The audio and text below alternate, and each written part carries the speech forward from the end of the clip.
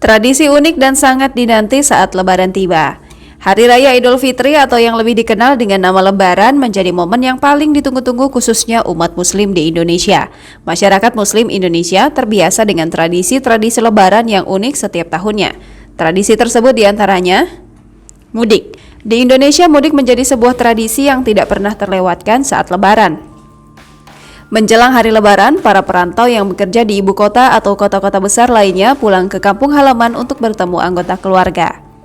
THR, tunjangan hari raya menjadi sebuah tradisi yang paling ditunggu-tunggu. Selain anak-anak, pekerja atau karyawan pun juga sangat menantikan THR.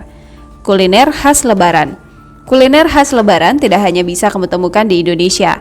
Umat Islam di seluruh dunia memiliki beragam kuliner khas masing-masing yang mungkin hanya bisa ditemukan saat Lebaran saja. Di Indonesia, biasanya menu yang disantap seusai Idul Fitri adalah ketupat sayur. Berkirim parsel.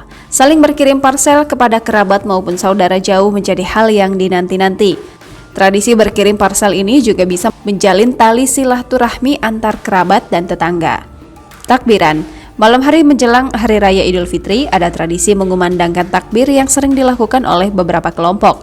Kemeriahan ini juga terkadang bisa disaksikan saat pawai keliling kota atau kampung sambil menabuh beduk dan menyuarakan takbir. Baju Lebaran. Tradisi baju Lebaran ini sebenarnya merupakan cerminan dari pribadi yang baru ketika Hari Raya. Tak hanya baju Lebaran, bahkan banyak yang membeli sepatu baru, celana baru, dan peralatan sholat yang baru juga. Halal bihalal. Halal bihalal menjadi tradisi yang wajib ada saat Lebaran. Kegiatan ini menggambarkan tradisi bersilaturahmi dan berkunjung ke sanak saudara, kerabat, teman, kolega saat Lebaran. Momen halal bihalal ini menjadi sarana untuk saling bermaaf-maafan.